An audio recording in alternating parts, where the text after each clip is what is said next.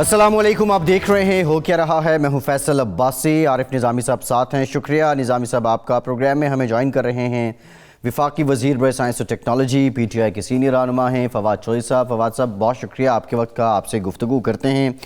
آج Joe Biden بطور 46ویں امریکی صدر اپنے عہدے کا حلف اٹھا رہے ہیں، ذکر کریں گے ٹرمپ کا دور کیسا تھا، جو بائیڈن صاحب کے لیے چیلنجز کیا ہیں آج کے پروگرام میں۔ ٹرمپ صاحب تو کہتے ہیں کہ جو کیا اچھا کیا، اسی کے لیے منتخب ہو کے آئے تھے، اس سے زیادہ محنت نہیں کر سکتے تھے، لیکن اب امریکہ اور دنیا پہ اس کے کیا اثرات ہوں گے، اس کا بھی ذکر کریں گے۔ پاکستان کی اگر بات کی جائے تو وزیر اعظم پاکستان عمران خان نے آج مصروف دن گزارا ہے۔ جو سابق فاٹا ہے، پاکستان کے قبائلی جو علاقہ جات ہیں، ان میں مختلف سرگرمیوں سے خطاب بھی کیا۔ نظامی صاحب، فارن فنڈنگ کیس سے متعلق بات کرتے ہوئے پرائم منسٹر نے کہا کہ کئی ممالک اپوزیشن کو پیسے دیتے رہے، تعلقات کی وجہ سے نام نہیں لے سکتا، سب کچھ سامنے ہونا چاہیے، میڈیا کے سامنے یہ فارن فنڈنگ کے جو معاملات ہیں ان کی ہیئرنگ ہونی چاہیے اور براہ راست دکھایا جائے۔ ٹیلیویژن پر جی، یہ کانفیڈنس جو ہے اس بلبوتے پہ ہے کہ جو فارن فنڈنگ کا اتنا شور مچا رہی ہے اپوزیشن، اس سے حکومت کو کوئی ڈنٹ نہیں پڑنے والا۔ میرا تو خیال ہے کہ یقیناً ایسا ہی ہے کہ وہ کہتے ہیں کہ ہم نے سب کچھ دے دیا اور وی آر کلین، تو ہمیں ڈرنے کی کیا ضرورت ہے۔ لیکن فواد چودھری صاحب سے ہی میں پوچھوں گا، السلام علیکم فواد صاحب، کہ ایک طرف تو یہ کہہ رہے ہیں پرائم منسٹر صاحب کہ ہم نے جو کچھ تھا ان کو دے دیا اور ہینڈز آر کلین، دوسری طرف وہ کہتے ہیں کہ پارٹیاں جو ہیں وہ لیتی ہیں فنڈز، یہ روایت ہے، کوئی ایسی بات نہیں ہے۔ لیکن جو بھارت اور اسرائیل والا الزام ہے وہ درست نہیں ہے، اور ان کا کہنا ہے کہ نام نہیں لیے کہ بعض اور سیاسی جماعتیں بھی ہیں دو بڑے ممالک سے، غالباً ان کا اشارہ پی ایم ایل این جو مستفید ہوتا رہا اس طرف ہے۔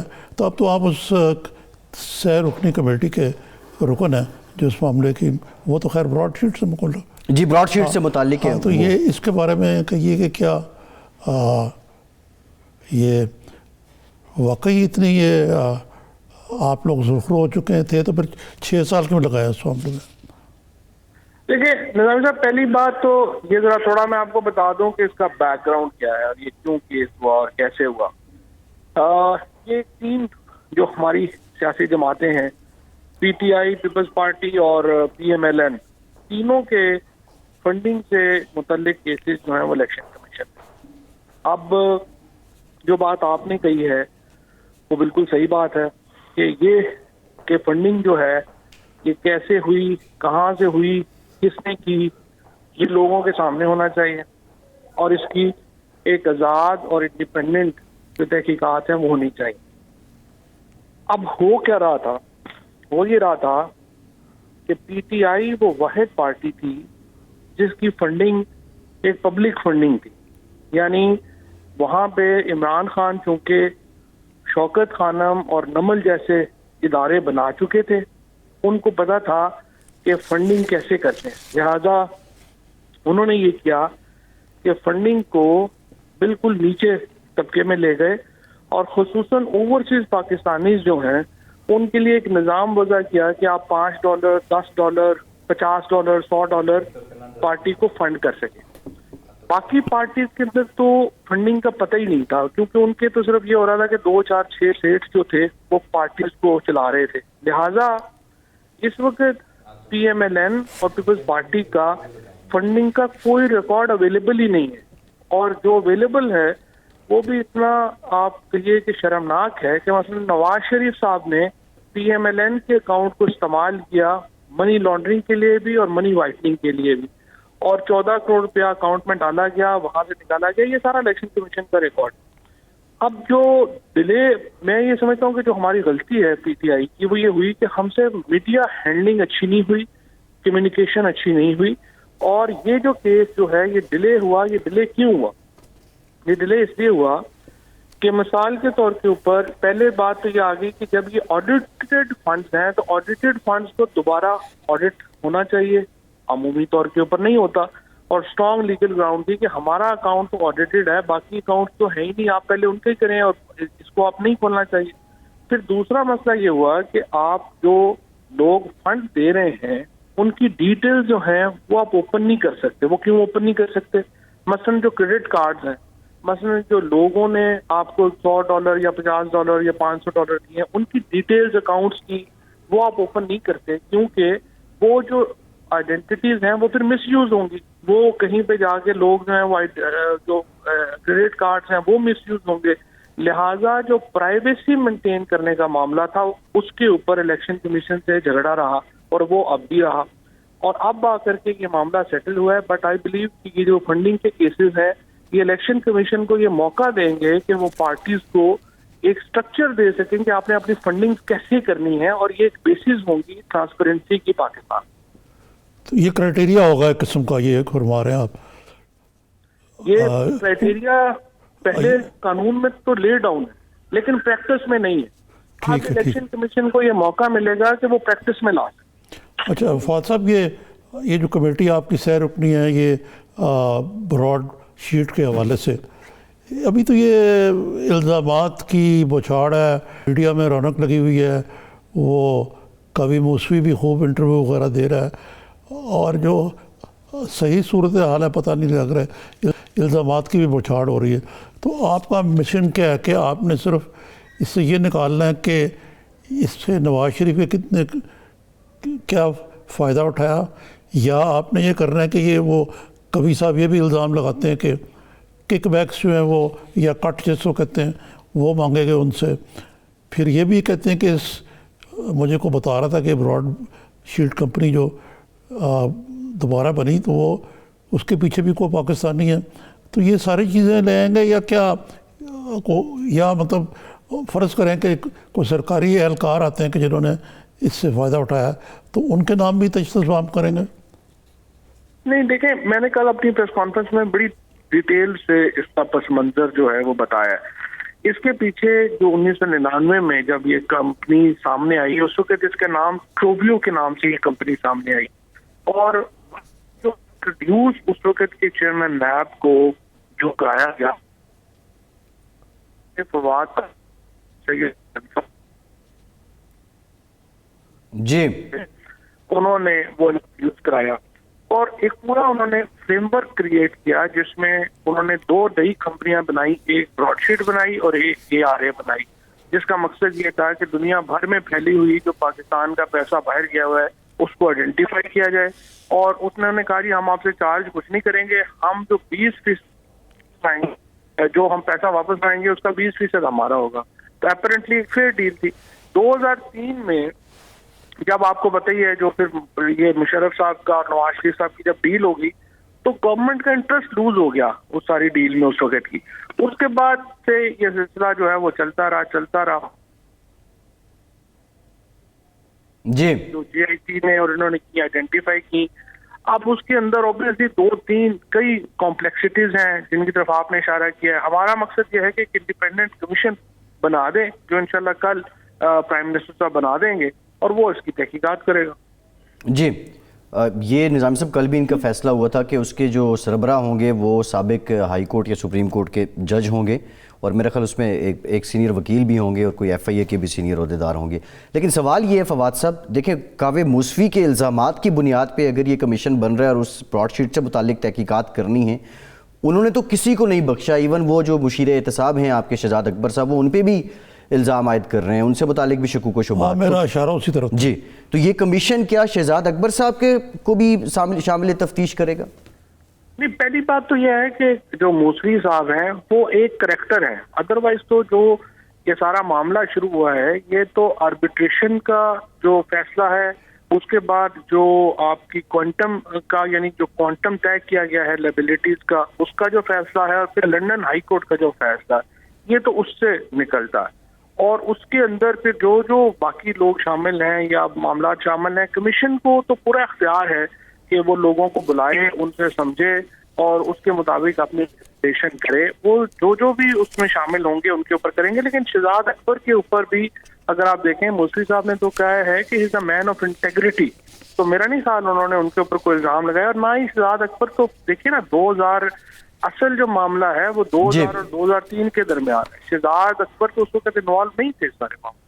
جی اچھا، یہ پرانی بات ہے. ابھی جو نظامی صاحب یہ جو بات کر رہے ہیں کہ موسوی صاحب کے جو الزامات ہیں ان کو کنسیڈر نہیں کیا جائے گا، ہی از اے کریکٹر, اور وہ میرا خیال اب وہ یہ کریکٹر کس لیے اڈاپٹ کر رہے ہیں, یہ بھی ایک بہت بڑا سوال ہے کہ کیا وہ پہلے جرمانہ لینے کے بعد اب کسی نئے معاہدے کی تلاش میں ہیں.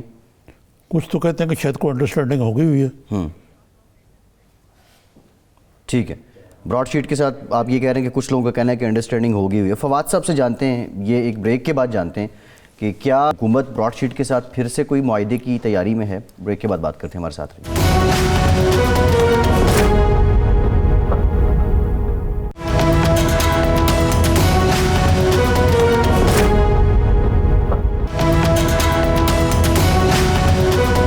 بریک کے بعد ایک بار پھر سے آپ کو خوش آمدید کہیں گے. فواد چوہی صاحب ہمارے ساتھ موجود ہیں. فواد صاحب آپ کی طرف آتے ہیں. نظامی صاحب, فواد صاحب نے کہا کہ اب یہ براڈ شیٹ پہ ایک انکوائری کمیشن بنے گا. اس حکومت نے خاصے کمیشن بنائے ہیں, لیکن ان کمیشنز پہ ہمیشہ سے ان کی کارکردگی, ان کی فائنڈنگز اور پھر ان کی فائنڈنگز اور سجیشنز پہ عمل درآمد پہ بہت سوال اٹھتے رہے ہیں. وہ صحیح ہے, لیکن میں سمجھتا ہوں کہ اگر تو کوئی حکومت کا ویسٹرن انٹرسٹ نہیں ہے اس میں, پھر تو کوئی نتیجہ نکل آئے گا, ادروائز کچھ نہیں نکلے گا. جی فواد صاحب, آپ کو آواز آ رہی میری؟ جی مجھے آ رہی. ہاں جی, یہ میں پوچھ رہا تھا کہ یہ جو کمیشن بنی اس کا کوئی نتیجہ بھی نکلے گا؟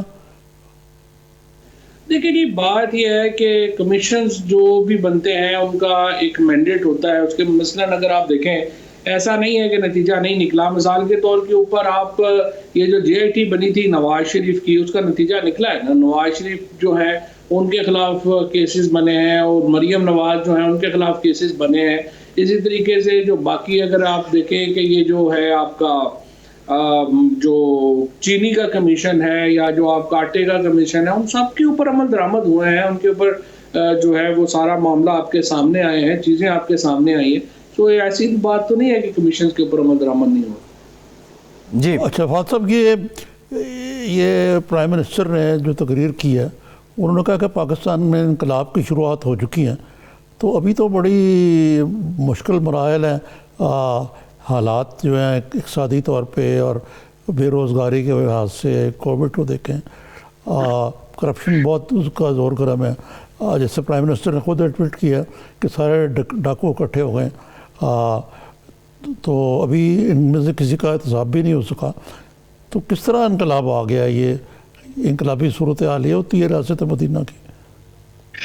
لیکن اب وہ تو زاویہ ہے نا دیکھنے کا کہ کیا زاویہ ہے. مثال کے طور کے اوپر اگر آپ سمجھیں کہ جی ابھی نواز شریف سے پیسے واپس نہیں آئے, یا جو یہ اتنا پیسہ باہر گیا ہے وہ واپس نہیں آیا, تو آپ کہیں گے ناکامی ہے. لیکن دوسری صورت میں ہم یہ کہیں گے کہ پہلی بار 2 بڑے جو کیسز ہیں ان کا فیصلہ ہوا, نواز شریف کو سزا ہوئی, مریم نواز کو سزا ہوئی, اور وہ جو ہے ان کو یہ پاکستان میں اس سے پہلے نہیں ہوا. اور جس طرح تفصیل کے ساتھ یہ کیسز سامنے. اور دوسرا, آپ نے چونکہ سارے باقی پچھلے سارے احتساب اور یہ سارے معاملات دیکھیں, اس وقت یہ ہوتا تھا کہ کسی بندے کو پکڑتے تھے, اس کو آپ جو ہے وہ جوتے مارتے تھے پولیس والے, وہ بیان مرضی کا دے دیتے تھا پولیس والے کا اور کہتے تھے احتساب ہو گیا. اب جو سارا سسٹم یا پروسیس آیا ہے, اس میں آپ دیکھیں کسی کے اوپر کوئی اورل ایویڈنس تو ہے ہی نہیں, ڈاکومنٹری ایویڈنس ہے ساری کی ساری جو آپ کے سامنے ہے.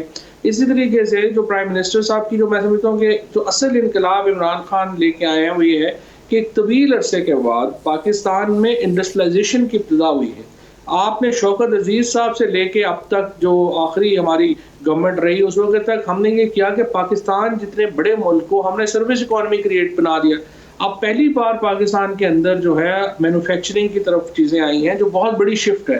اور اسی طرح سے یہ بوم آئے گا, انڈسٹری کا بوم آئے گا, چیزیں آئیں گی.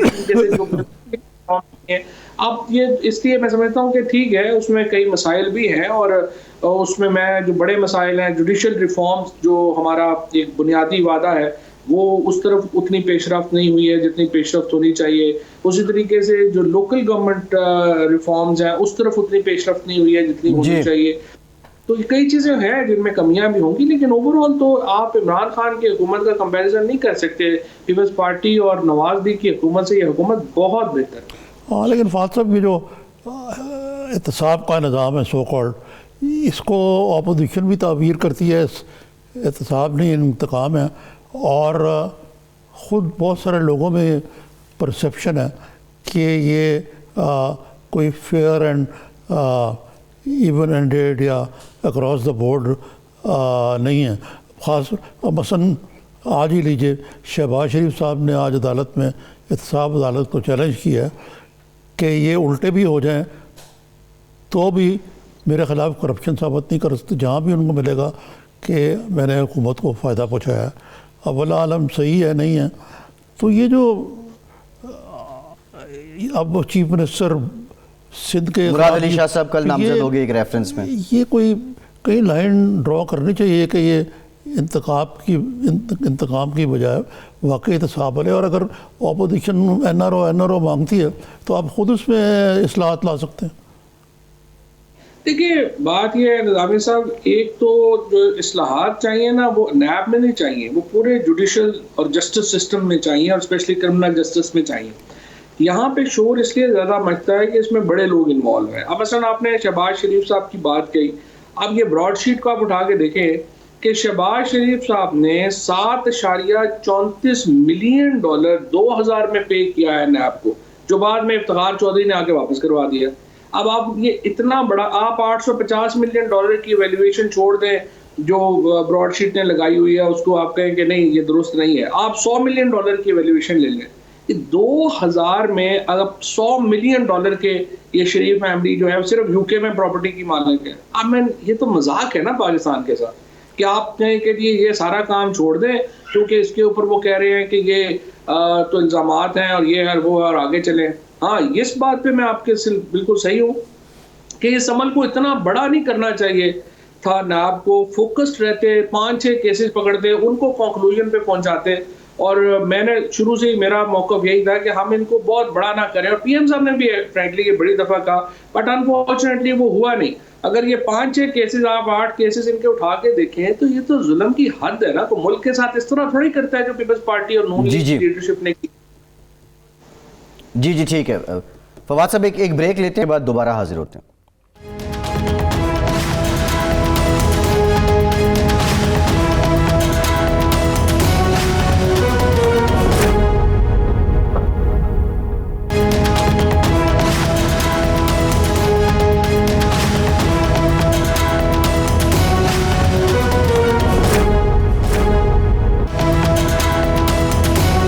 بریک کے بعد ایک بار پھر سے آپ کو خوش آمدید کہیں گے. فواد صاحب, بریک سے پہلے آپ سے گفتگو ہو رہی تھی, آج وزیر اعظم صاحب نے کہا کہ پرویز مشرف دباؤ میں آگے اور 2 بار انہوں نے این آر او دے دیا.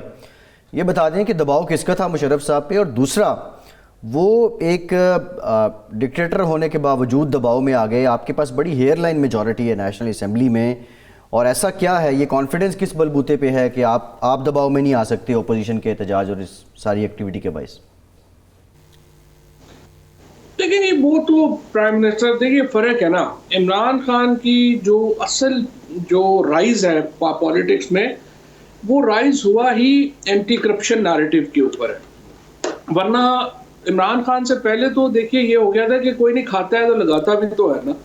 سو پی ٹی آئی کی جو ایمرجنس ہے اور عمران خان کا جو رائز ہے, وی او اٹ ٹو اکاؤنٹیبلٹی نیریٹو, اس لیے یہ تو ان کو اپنی بیسس سے وہ ہٹیں گے نہیں نا, اس لیے ان کا کمپرومائز کرنا اس معاملے کے اوپر بہت مشکل ہے. مطلب جو بھی سرکمسٹانسز ہوں عمران خان پیچھے نہیں ہٹیں گے؟ نہیں, لیکن وہ بالکل اس طرح کی وہ مزاج بھی ایسے.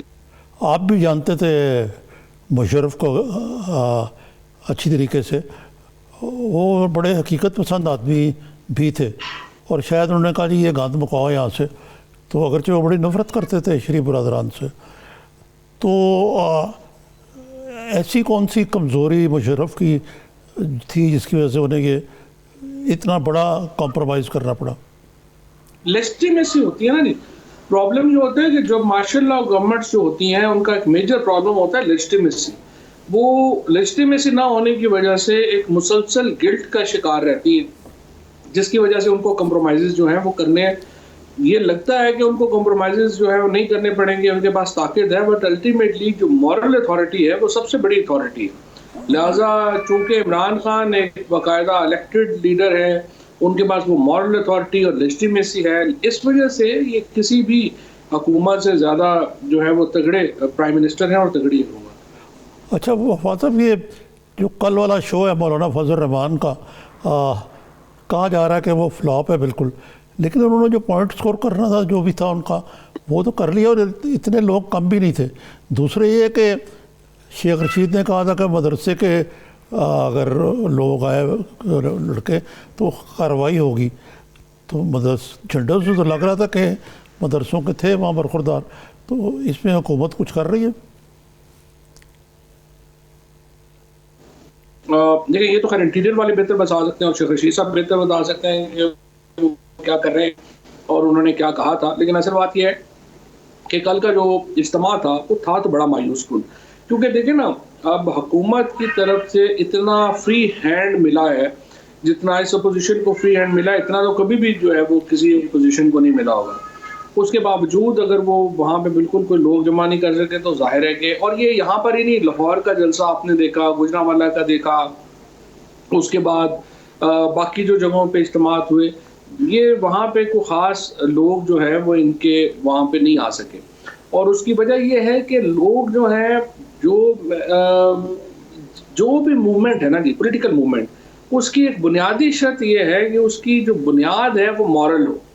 اب اس بات کے اوپر کہ ہمارے خلاف کیسز ہیں وہ ختم ہونے چاہیے، اور اتنی بڑی جو کرپشن ہے اس پہ ہمیں NRO دے، لوگ ساتھ نہیں آئیں گے، اور اسی وجہ سے آپ نے دیکھا ہے کہ لوگوں نے جو یہ تحریک ہے اس کو کہیں پر بھی کوئی عوامی مقبولیت نہیں مل سکی۔ یہ فواد صاحب یہ کب پاکستان میں سورج طلوع ہوگا، PTI کے لیے بھی اور میں اپوزیشن کے لیے بھی کہہ رہا ہوں، کہ جب لوگ اپنے بیلٹ کے ذریعے اپنی آراء کا اظہار کریں گے، سڑکوں پر نہیں آئیں گے، جو ایک روایت بن چکی ہے ہمارے۔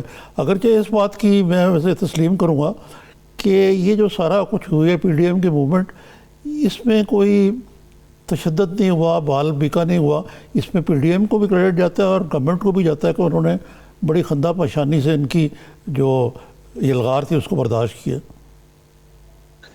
دیکھیے فرینکلی دنیا تو زیادہ پولرائز ہوئی ہے۔ ابھی آپ شروع میں امریکہ کی بات کر رہے تھے، امریکہ میں تو 200 سال میں ایسا نہیں ہوا جو وہاں پہ ہوا ہے، واشنگٹن ہوا ہے۔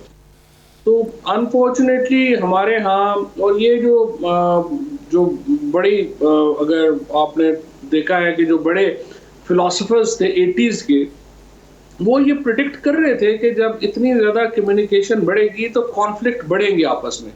ایک تو خیال تھا نا کہ کمیونیکیشن بڑھے گی تو انسان ایک دوسرے کے قریب آئے گا، ایک گلوبل ولیج بنے گا، جو ایک رومانٹک تصور تھا۔ دوسرا جو تصور تھا وہ یہ تھا کہ اتنی کمیونیکیشن بڑھے گی تو ہم کلیش آف سویلائزیشن کی طرف جائیں گے اور کلیش آف کمیونٹیز کی طرف جائیں گے۔ سو انفارچونیٹلی ابھی تو یہ جو دوسری تھیوری ہے یہ پروو ہو رہی ہے، اور جمہوریت جہاں پہ امریکہ جیسی جو جمہوریت ہے اس کو بھی کافی بڑے چیلنجز جو ہیں وہ درپیش ہوئے ہیں اس سارے معاملے میں۔ سو پاکستان کے تو اپنے مسائل ہیں، ہمارے ہاں تو یہ روزہ ہے، لیکن بہرحال میں تو اسی لیے ٹی وی پہ جب بھی موقع ملتا ہے میں یہ کہتا ہوں کہ ہمیں اپنے پاؤں سے آگے بھی تھوڑا سوچنا چاہیے۔ کوئی 22 کروڑ کا ملک ہے، اس کو ہم نے کچھ اسٹیبلٹی بھی دینی ہے، کوئی ہم نے آپس میں بیٹھ کے کوئی رول آف دا گیم بھی طے کرنے ہیں، تاکہ ایک ہم اپنی پالیسی لیول کے اوپر تو کم از کم ایک ہم اپنی ایک کوئی بنا سکیں چیزیں، باقی انڈیویجول معاملات تو چلتے رہیں گے، وہ تو ختم نہیں ہوں گے۔ جی بالکل ٹھیک، بہت شکریہ فواد چوہدری صاحب، بہت شکریہ آپ کے وقت آپ ہمارے ساتھ موجود۔ ایک لیتے ہیں بریک کے بعد، ذرا اسی نقطے پہ بات کریں گے کہ امریکی جمہوریت ٹرمپ کے دور میں اس کو کیا کیا چیلنجز رہے، اور جو ہوا اب کی بار امریکہ میں یہ تاریخ میں نہیں ملتا، جہاں غریب اور امیر کا اتنا فرق نہیں ہے، اگر وہاں پہ اس طرح کا ایک رویہ سامنے آتا ہے تو اس کے محرکات کیا ہیں، اور اب کی بار امریکہ کیسا ہوگا۔ بریک کے بعد بات کرتے ہیں۔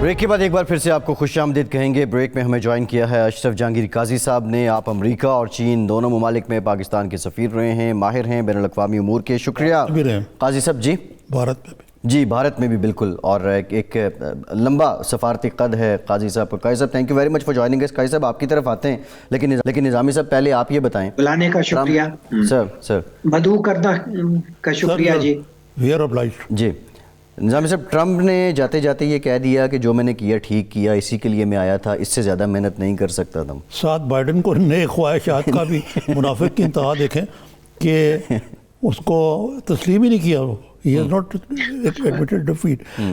تو قاضی صاحب بھی اس کو آپ جو کچھ امریکہ میں ہوا ہے جی نہ صرف آج کے S46 پریزیڈنٹ جو بائیڈن نے حلف لے لیا ہے, بلکہ اس سے پہلے جو ہوتا رہا ہے, خاص طور سے پچھلے 1-1.5 ماہ میں جو ہوا ہے between the election and taking oath, یہ جو ٹرانزیشن میں ہوا ہے, یہ چیز تو شاید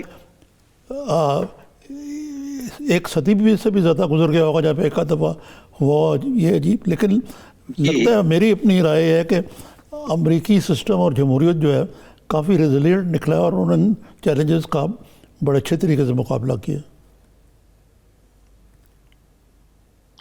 جی ہاں, یہ کہا جا سکتا ہے کہ وہ ٹرمپ کا 4 سال جو ہے انہوں نے گزار ہی دیا, لیکن سچی بات یہ ہے کہ نہ صرف ٹرمپ ایک بیمار شخصیت کے مالک تھے اور ہر لحاظ سے ایک کنسنسس ہے امریکن اینالسٹ میں کہ یہ امریکہ کا تقریباً سب سے برا پریزیڈنٹ رہا ہے, اور امریکہ کی جتنی جگہ سائی اور رسوائی ہوئی ہے دنیا میں ان کے تحت پہلے اس طرح کبھی نہیں ہوا. اور میں تو سمجھتا ہوں کہ یہ کہا جا سکتا ہے کہ امریکہ دنیا کا سب سے طاقتور ملک ہوتے ہوئے فیلنگ سٹیٹ بن گیا ہے, اور یہ صرف ٹرمپ کی وجہ سے نہیں, یہ فیلنگ سٹیٹ کافی دیر سے بن رہا ہے اور آتا, یعنی کہ 1980s سے یہ, لیکن اس کا جو کیا اسے کہتے ہیں ہائیسٹ پوائنٹ یا لوئسٹ پوائنٹ جو ہے وہ ٹرمپ کے پریزیڈنسی میں پہنچے ہیں, جہاں یہ تو بالکل اس نے ہر شعبے میں, ہر پالیسی کے میدان میں انہوں نے اپنے پاگل پن کا یعنی کہ اظہار کیا. تو اب یہ جو ہے بائیڈن آ گئے. اب بائیڈن تو ویسے کچھ زیادہ اتنا وہ بریلینٹ آدمی تو بالکل نہیں ہے, ایوریج آدمی ہے, لیکن ٹرمپ کے مقابلے میں یہ بہت اچھا لگے گا. اور ویسے بھی یہ ایک ہی ٹرم کے لیے غالباً آئے ہیں کیونکہ ان کی عمر جو ہے کوئی 78 سال کی ہے, اور یہ جو اگر سیکنڈ ٹرم انہوں نے کیا تو یہ 82 سال کے ہوں گے, اور ان کی ویسے بھی صحت جسمانی لحاظ سے اور کہا جاتا ہے دماغی لحاظ سے بھی کچھ اتنا 100% نہیں ہے. تاہم یہ ٹرمپ کے مقابلے میں یہ بہت معقول شخص ہے, مچور شخص ہیں, بیلنسڈ شخص ہیں, لیکن امریکہ کو جس قسم کی قیادت کی اب ضرورت ہے بحال ہونے کے لیے, یہ شاید ان کے بس کی بات نہیں ہوگی. پر ہم تو ایک دم سے رائٹ آف تو نہیں کر سکتے, دیکھنا ہوگا کہ اور یہ پہلے 100 دن میں یہ کیا کرتے ہیں, اور غالباً یہ آج ہی کافی ایگزیکٹو آرڈرز پاس کریں گے جس کے ذریعے ٹرمپ کی کئی پالیسیز کو یہ ریورس کریں گے. تو ہمیں کچھ زیادہ اندازہ ہو جائے گا کہ شروعات ان کی کیسی ہوگی.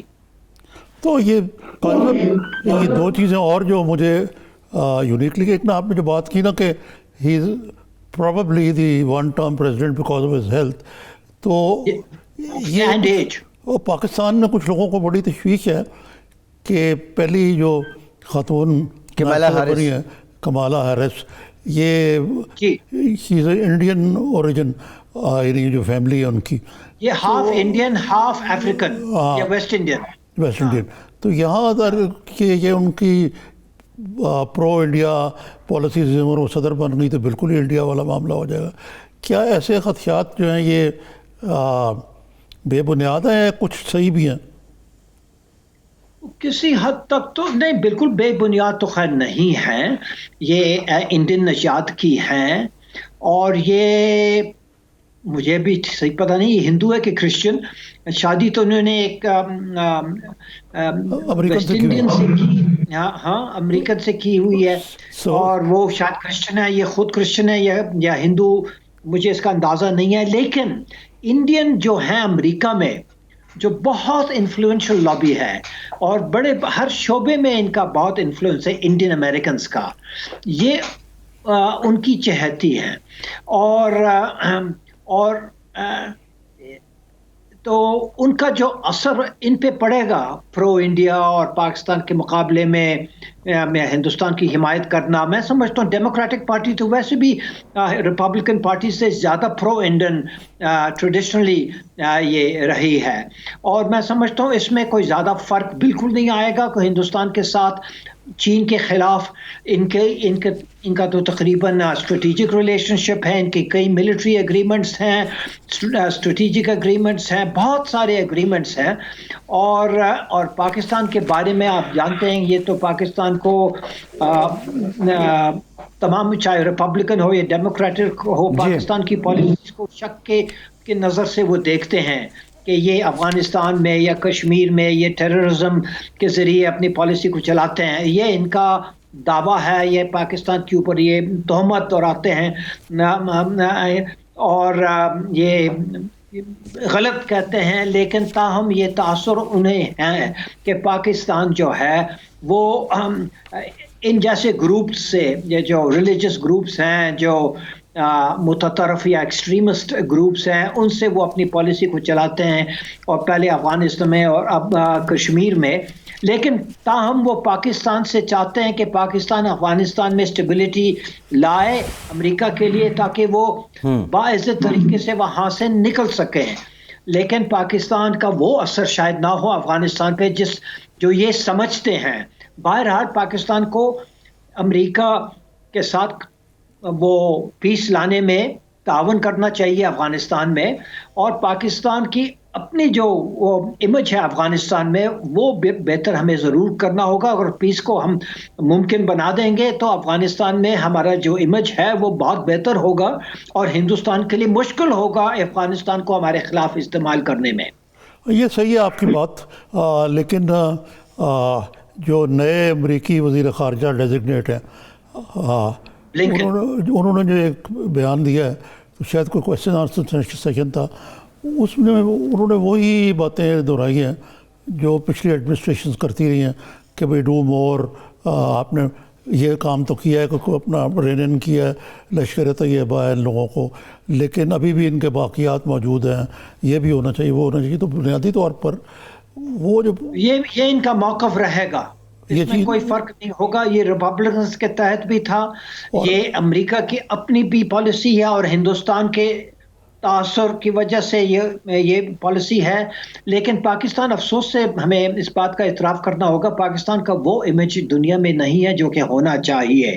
ہم تو کہتے ہیں کہ ہم بالکل ہمارا کوئی تعلق ہی ان چیزوں سے نہیں ہے، لیکن آپ جانتے ہیں کہ اب تک فیٹف کے ہم گرے لسٹ پہ ہیں، اور وہ بلیک لسٹ سے ہم بچے ہوئے ہیں، کس کی وجہ سے؟ چین کی وجہ سے، ترکی کی وجہ سے، ملائیشیا کی وجہ سے۔ 3 یہ ممالک ہیں، ایک دو اور ہوں گے، باقی سارے جو ہیں وہ اتنے پاکستان کی حمایت نہیں کرتے۔ تو پاکستان کی یعنی کہ economic influence, political influence, strategic influence اتنی نہیں ہے جتنی ہونی چاہیے، اور ساتھ ساتھ ہمارے بارے میں جو امیج پروجیکٹ کیا جاتا ہے ہو سکتا ہے وہ بالکل غلط ہو، لیکن پھر بھی پروجیکٹ ہو رہا ہے، اس کو درست کرنا ہمارا کام ہے۔ جی صحیح ہے۔ اس میں یہ ایک چیز ہے کہ جو چین اور پاکستان کا اسٹریٹجک ایک قسم کا ریلیشن شپ ہے، اور امریکہ اور انڈیا کا چین کے خلاف، اور دوسرے کہا جاتا ہے بعض تجزیے، بلکہ اکثر ہم کہتے ہیں کہ خلاف نہیں ہے، ٹرانزیکشنل ریلیشن شپ ہے امریکہ اور پاکستان، کسی کے خلاف نہیں ہے، ہماری باہمی ریلیشن شپ ہے چین کے ساتھ، اور وہ انڈیا اور امریکہ کی کوشش ہے کہ یہ ٹوٹ جائے یا پاکستان کو وہ حمایت نہ ملے جو کہ اب ہمیں ملتی ہے چین کی طرف سے۔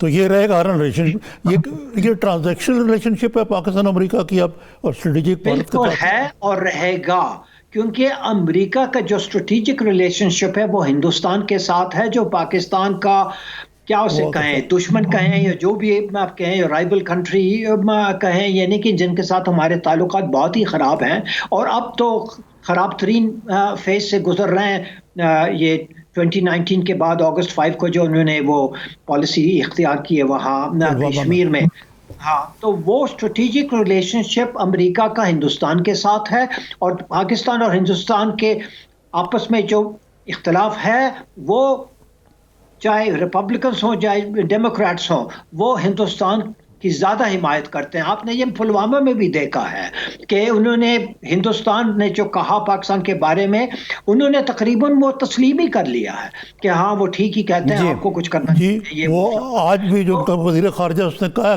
پلوامہ کا ذکر کیا اس نے کہ یہ پاکستان ایسی چیزیں بھی کرتا ہے, تو اس کا مطلب ہے کہ خاصا جی خاصا. اور نظامی صاحب یہی سوال ہے کہ جو بائیڈن کے آنے کے بعد پاکستان کے چائنا کے ساتھ تعلقات اور پھر امریکہ اور پاکستان کا ٹرانزیکشنل ریلیشن شپ, یہ کسی نئی جہت کے ساتھ بیلنس کرنا پڑے گا, یہ توازن برقرار رکھنا پڑے گا, کیونکہ امریکہ تو کہتا ہے کہ آپ چائنا سے نکلیں اور ہماری طرف آئیں. تو یہ ہم بیلنس بالکل نہیں کریں گے کیونکہ امریکہ کے پالیسی میں بھی کوئی بیلنس نہیں ہے, وہ بالکل پرو انڈیا ہے اور پاکستان کو وہ یہ کہتا ہے کہ آپ بھی ہمارے طرف آ جائیں لیکن ہندوستان کے مقابلے میں ہم ہمیشہ ہندوستان کو ترجیح دیں گے. آپ پہ آپ چھوٹے ملک ہیں, آپ کی وہ اہمیت نہیں ہے, آپ کی وہ سگنیفیکنس نہیں ہے, اور چین کے ساتھ اگر آپ نزدیک ہوتے جائیں گے تو ہم یہ سمجھیں گے کہ آپ بالکل ہمارے ساتھ دوستی نہیں چاہتے ہیں اور وغیرہ وغیرہ وغیرہ. پاکستان کا موقف تو بالکل پرنسپلڈ ہے, ہماری ٹرانزیکشنل ریلیشن شپ ہے امریکہ کے ساتھ لیکن اس کو بہتر سے بہتر بنانا چاہتے ہیں, بنانے کی کوشش ہمیں کرنی چاہیے جہاں تک ممکن ہے, کیونکہ امریکہ ایک بہت ہی اہم کنٹری ہے, اس میں کوئی شک نہیں ہے, لیکن ریلیشن شپ جو چین کے ساتھ ہے وہ ہمیشہ اس کو ہمیں ترجیح دینی ہوگی, اس میں تو کوئی شک و شبہ کی گنجائش ہی نہیں ہے. چین کو ہم ترجیح دیں گے کیونکہ وہ دوست ملک ہے, اسٹریٹجک کوآپریشن ہے ان کے ساتھ, اگرچہ چین فارملی کسی کو الائیڈ کنٹری نہیں کہتے ہیں, وہ ان کی پالیسی ہے, لیکن میں خیال چین کے ساتھ جو نزدیک ترین ممالک ہیں ان میں سے پاکستان کا نمبر ہے, اگر ہم سر فہرست نہیں ہیں تو چین کے ساتھ ہمارا جو رشتہ بی آر آئی اور بطور خاص سی پیک جو بی آر آئی کا وہ حصہ ہے وہ ہمارے لیے بہت ہی اہم ہے, بلکہ سی پیک میں اگر ہم افغانستان کو بھی شامل کر سکتے ہیں میں سمجھتا ہوں وہ بہت مثبت سٹیپ ہوگا. افغانستان اس کے لیے تیار بھی ہے اور ہماری پوری کوشش ہونی چاہیے کہ افغانستان میں ہم ایسا رول ادا کریں جس سے ایک فرق کا جو ہے وہ خوش نہ ہو ہم سے, سب کے سب کو ہمیں خوش رکھنے کی کوشش کرنی چاہیے. یہی نہیں کہ چالاکی کے ذریعے بلکہ آنےسٹی کے ذریعے. ہم دوست ہیں افغانستان کے عوام کے, چاہے ان کی وہ ایک پارٹی کو سپورٹ کریں یا دوسرے کے, ہم اس میں مداخلت نہیں کرتے. ہم وہاں پیس چاہتے ہیں, ان کے ساتھ ٹریڈ چاہتے ہیں, ان کے ساتھ اکنامک کوآپریشن چاہتے ہیں. تو اس صورتحال میں سمجھتا ہوں اگر اس میں ہم کامیاب ہوتے ہیں تو ہندوستان کے لیے وہ گنجائش نہیں ہوگی جو اب شاید انہیں فراہم ہے کہ پاکستان کے خلاف وہ اپنی کوئی سازش کرے افغانستان کے. قاضی صاحب میں ایک یہ بھی چیز کہتے ہیں کچھ لوگ, آپ نے بھی اشارہ کیا تھا کہ we should set our own house and order. ایک دوسری یہ کہ پاکستان کی جو یو ایس پالیسی یا خارجہ پالیسی کی جہت ہے اس وقت, کیا آپ سمجھتے ہیں, آپ تو پریکٹیشنر خود ہیں اس کے, کہ اس میں خاصی بہتری کی گنجائش موجود ہے؟ امریکہ کے ساتھ تو بہتری کی نہ صرف گنجائش ہے, بہت بہتری وہ اس کو, لیکن یہ جس طرح حال ہی میں یہ رابن ریفل نے بھی یہ ایک سٹیٹمنٹ دیا ہے کہ both country should be honest with each other, اور امریکن جو ڈپلومیٹس میں سے یہ رابن ریفل جو ہیں یہ پرو پاکستان سمجھی جاتی ہے, اور ایکچولی بیچاری نے سفر بھی کیا ہے پاکستان, یعنی کہ یہ کیوں سمجھا جاتا تھا وہاں, اور انڈیا کی وجہ سے ان کے اوپر کافی مطلب وہ مشکلیں پڑی ہیں. تو وہ سنسیئر ایڈوائس دیتی ہے کہ America needs to be honest with Pakistan, کہ وہ کہاں تک پاکستان کی حمایت کر سکتا ہے, کہاں وہ نہیں کر سکتا. اسی طرح پاکستان کو پوری کوشش کرنی چاہیے افغانستان کے حوالے سے, بائی لیٹرل حوالے سے, اور پیس لانے میں وغیرہ وغیرہ ہماری پوری کوشش ہونی چاہیے. لیکن جہاں تک چین کا سوال ہے تو ہمیں بالکل وہ آپ کو بیان بازی کی ضرورت نہیں ہے, لیکن چین کے ساتھ ہمارے جو باہمی تعلقات ہیں وہ اور نوعیت کے ہیں, بالکل ٹھیک ہے. امریکہ کے ساتھ وہ اور نوعیت کے ہیں کیونکہ وہ اسٹریٹجک پارٹنر ہمارے نہیں ہیں, ہمارا مخالف جو ہے ہندوستان اس کے ساتھ. جی بالکل ٹھیک ہے. قاضی صاحب پروگرام کا وقت ختم ہو گیا. Thank you very much for joining اس. اشرف جان صاحب سابق سفارتکار ہمارے ساتھ موجود ہیں. نظامی صاحب آپ کا بھی شکریہ.